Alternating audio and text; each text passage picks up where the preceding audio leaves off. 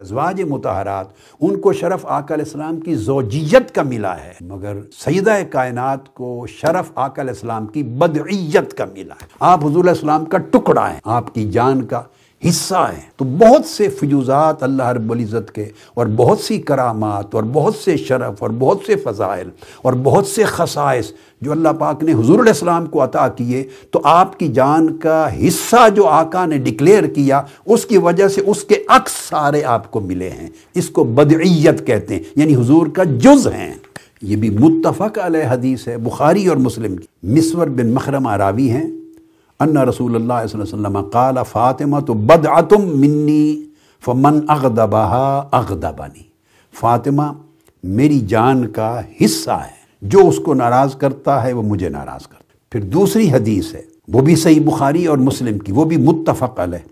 قال فإنما ابنتی بدعۃ منی، بے شک میری یہ شہزادی فاطمہ میری جان کا حصہ ہے، یریبنی ما رابها ویؤذینی ما آذاها، جو چیز اس کو پریشان کرتی ہے وہ مجھے پریشان کرتی ہے، جو اسے اذیت دیتی ہے وہی مجھے اذیت دیتی ہے۔ پھر اسی طرح مسند احمد بن حنبل اور ترمذی میں حدیث ہے، عبداللہ ابن زبیر رضی اللہ تعالیٰ عنہ سے مروی، اور یہ حدیث بھی حسن صحیح ہے۔ آقا علیہ السلام نے فرمایا اسی طرح، انما فاطمۃ بدعۃ منی یؤذینی ما آذاها وینصبنی ما انصبها۔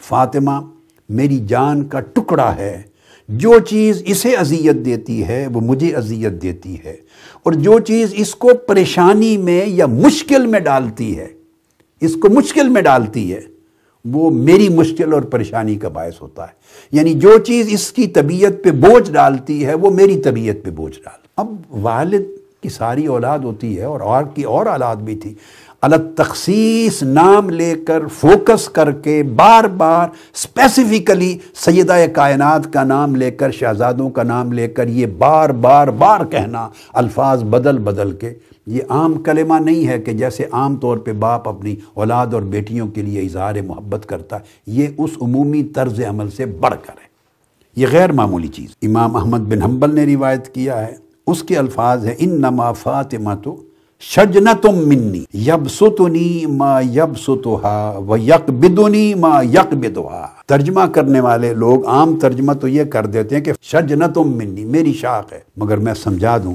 شجنہ عام شاخ نہیں ہوتی۔ شجنہ درخت کی اس شاخ کو کہتے ہیں جہاں کئی شاخیں آپس میں اس طرح جڑی ہوئی ہوں کہ ایک سے دوسری شاخ جدا نہ ہو سکے۔ جو شاخیں، دو تین شاخیں جڑ جائیں اور ان کو جدا نہ کیا جا سکے، اس کو شجنہ کہتے ہیں۔ اس کا مطلب ہے کہ فاطمہ کہنے کو تو میری شاخ ہے، شجر نبوت کی یا شجر محمدی کی شاخ ہے، مگر ایسی شاخ ہے کہ میرے ساتھ جڑی ہوئی ہے، سو میرے خصائص اس کو منتقل ہو رہے ہیں، میرے فضائل میں سے ان کو حصہ منتقل ہو رہا ہے، میرے شرف میں سے اس کو شرف منتقل ہو رہا ہے، میری خصوصیات میں سے اس کو خصوصیات منتقل ہو رہی ہیں، میری محبت منتقل ہو رہی ہے۔